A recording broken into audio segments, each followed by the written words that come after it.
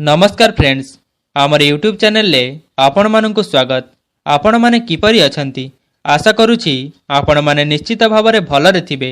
आज रे भिडियोटी रे आमे जानिबा कि बाछंतु गोटिए फूल एवं देखंतु भगवान आपणक पई कोन भाबिछंती। एही भिडियोटी रे आपण दुईटी पद्म फूल देखुचंती जाकि माता लक्ष्मीकर अति प्रिय होइथाए। तो आपण एही भिडियोटी को निश्चित रूपे शेष पर्यंत देखंतु, कारण एही भिडियोटी रे आपणक निजस्व जीवन उपरे किछि एपरि कथा कुहा जाई अछि जाकि आपणक पई खूब कामरे आसीबो। एही भिडियोटी को जमा भी मिस करंतु नाही, निश्चित रूपे शेष पर्यंत देखंतु। आपणक आगरे दुईटी पद्म फूल रही अछि, ता सहित दुईटी संख्या मध्य दिया जाइछि।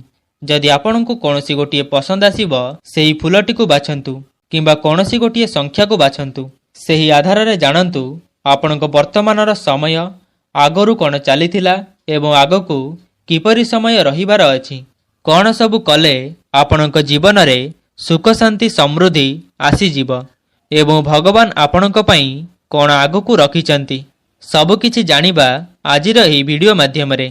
एही वीडियोटी को शेष पर्यंत निश्चिंत देखंतु। तो सर्वप्रथमे आपणक पई 5 सेकेंड रा समय रहिछि। बाछंतु गोटिए फूल एवं देखंतु भगवान आपणक पई कौन भाबिछंती। तो मु आशा करुछि कि आपण माने कोनोसी गोटिए फूलटी को बाछि सारिछंती। तो प्रथमे आसंतु विचार करिबा धला रंगर फूल विषय रे। जदि आपण धला रंगर फूलटी को बाछिछंती किंबा 1 नंबर संख्याटी को बाछिछंती, तेबे देखंतु वर्तमान आपण अकर्मी परी समय अतिबाहित करुथिले। जेउ माने गुप्त शत्रु थिले से माने हारि जिबार अवस्था आपण देखि सारिलेनी। आपणक सह जोगाजोग करिबाको सेमाने रास्ता परिष्कार करुछंती। अवश्य सेमानंक सह आपण अति सहजरे हाथ मिसाई पारंती, किंतु सावधान रुहंतु, सदा सर्वदा सतर्क रुहंतु। आपणकर चिंता भास्यमान बिजुली परी हठात देखा जाई पुणी शून्य रे मिले जिबा परी रहुअछि। देखंतु आपणकर एक अशुभ पापजोग अथवा दशा भोग हेउअछि। पंडितक सह परामर्श करी से अशुभ दशार संधान नेले तार निराकरण करि पारिबे। पारिवारिक शांति मिलिजिब, मानसिक चिंता दूर हेब, पुत्र चिंतारू व्यतीत हेबे नाही एवं स्त्रीक निमंते भोग हेबाकु थिबा खराब समय मध्य दूर होइजिब। सुनंतु वर्तमान आपणक गंतव्य पथ विपदवान होइछि। शत चेष्टा कले मध्य सुफल पाई पारु नाहंती। बहुत घटना रे उद्वेग प्रकाश पाउअछि। आपण एते अस्थिर चित्त जे समस्त क्षेत्र रे हेबाकु थिबा असफलता आपणकु देखा जाउछि। वर्तमान आपणक मनर भाव अलसुआ अटे। एही भाव आरंभ होइतिला गत 5 वर्ष तले, कारण सेही समय रे आपण बारंबार कार्य रे असफलता पई मौन होई जाउथिले। देखंतु समय सदा सर्वदा समान रही न थाए। आपण आउ चिंता करंतु नाही। खूब कम समय मध्य रे ही आपणकर समस्त चिंता दूर हेबार समय आसी जाउछि।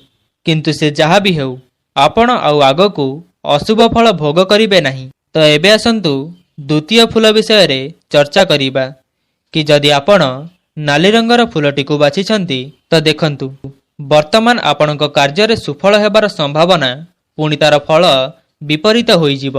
एपरि दुखरे पड़ी मुंड खराब हेब। वर्तमान आपणकर सम्मान बंचेई पारु नाहंती। आपण जेते सतर्क हेले मध्य लोके आपणको असुविधारे पकेई देउछंती। सेही कथा चिंता करिबा हेतु कार्य रे असफलता देखा जाउछि। आपण घोर चिंतारे मध्य पडुछंती, कारण कोन हेबो बोली भाबी आपण सदा सर्वदा चिंतित रहुछंती। पुणी आपणकर जो दुख को सेही दुख रहुछि। वर्तमान आपणकर भाग्यदशा निडांबर मध्यम। ग्रह माने आपणक विपक्ष रे जाई बहु समस्या सृष्टि करुचंती। वर्तमान आपण शत्रु मानक ठारू पराजित हेउचंती। आपणकु लोक माने सहयोग करू नाहंती। शरीर रोग जंत्रणा रे कष्ट पाउछि। एपटे अर्थ मध्य विपरीत दिगरे खर्च हेउछि। आखि आगरे बहु लाभ देखा जाउथिले मध्य तार लाभ किछि उठाई पारु नाहंती। व्ययर फल बढ़ी जाउछि, खर्च अधिक होई जाउछि। आपण कोनोसी संचय करि पारु नाहंती। अभाव परिशांत मन धर्म जिज्ञासा करे। सेथिपाई आपण धर्म कर्म रे खूब मन लगेई देउथिले, किंतु शुभाशुभ गठन करि पारिले नाही, कारण आपणकर ग्रह दशा ନିତ୍ୟାନ୍ତ ଅଶୁଭ ହିଁ ଚାଲିଥିଲା। ସେଥିପାଇଁ ଏପରି କିଛି ଆପଣଙ୍କୁ ଭୋଗିବାକୁ ପଡ଼ିଛି। ବହୁ ଦ୍ରବ୍ୟହାନି ମଧ୍ୟ ଘଟାଇଛନ୍ତି। ପାରିବାରିକ ଅଶାନ୍ତି ଦେଖାଗଲା। କାମ ହୋଇ ମଧ୍ୟ ପୁନଶ୍ଚ ଭାଙ୍ଗିଲା। ସବୁବେଳେ ମନରେ ଶୈତାନ ପ୍ରବେଶ କଲା। ଯାହା ବି ହେଉ, ଆଗକୁ ଆପଣଙ୍କ ପାଇଁ ମଙ୍ଗଳମୟ ସମୟ ଆସୁଅଛି। ଭଗବାନ ଆପଣଙ୍କ ଲାଗି ମଙ୍ଗଳ ସମୟ ପ୍ରଦାନ କରୁଛନ୍ତି। ବର୍ତ୍ତମାନ ଉଦ୍ଯୋଗ ଫଳ ବହୁତ ଶୁଭ ହେବ। ସମସ୍ତ କ୍ରମରେ ଯଶ ପ୍ରାପ୍ତି କରିବେ। ଏଣିକି ଆଉ ଧନର ଅଭାବ ରହିବ ନାହିଁ। ପୂର୍ବାବସ୍ଥା ଆପଣ ଫେରି ପାଇବେ। ଏଥର ଶରୀର ଆରୋଗ୍ୟ ଲାଭ କରିବ। ଏବେ ଆପଣ ଯାହା ଚିନ୍ତା କରୁଛନ୍ତି ଆପଣ ତାହା ହିଁ କରିପାରିବେ। ବର୍ତ୍ତମାନ ଆପଣ ସର୍ବକାର୍ଯ୍ୟ ସିଦ୍ଧି ଲାଭ କରିବେ। ଯେଉଁ କାର୍ଯ୍ୟ ପାଇଁ ଆପଣ ତତ୍ପର ଥିଲେ ତାହା ଆପଣଙ୍କୁ ବହୁ କମ୍ ସମୟରେ ପ୍ରାପ୍ତ ହେବ। ଭଗବାନ ଯାହାକୁ ସାହାଯ୍ୟ କରନ୍ତି ତାଙ୍କ ପାଇଁ ଶତ୍ରୁ ବା କ'ଣ କରିପାରେ?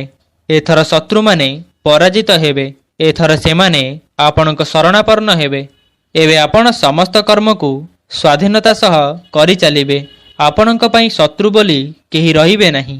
ବର୍ତ୍ତମାନ ଆପଣ ଯେଉଁ କଥା ପାଇଁ ଆଗ୍ରହୀ ତାହା ଖୁବ୍ ଶୀଘ୍ର ପୂରଣ ହେବାକୁ ଯାଉଛି। ତ ଆପଣ ଆଗକୁ ଚିନ୍ତା କରନ୍ତୁ ନାହିଁ। ଆପଣଙ୍କ ମାନସିକ ଅସ୍ଥିରତା ଦୂର ହେବ ଏବଂ ସୁକର୍ମ ଲାଭ କରିବେ। ତେବେ ଭିଡ଼ିଓଟିକୁ ଯଦି ଆପଣ ଶେଷ ପର୍ଯ୍ୟନ୍ତ ଦେଖିଛନ୍ତି ତ କମେଣ୍ଟ ବକ୍ସରେ ଆପଣଙ୍କ ଇଷ୍ଟ ଦେବତାଙ୍କ ନାମ ନିଶ୍ଚିନ୍ତ ଲେଖନ୍ତୁ। ଧନ୍ୟବାଦ।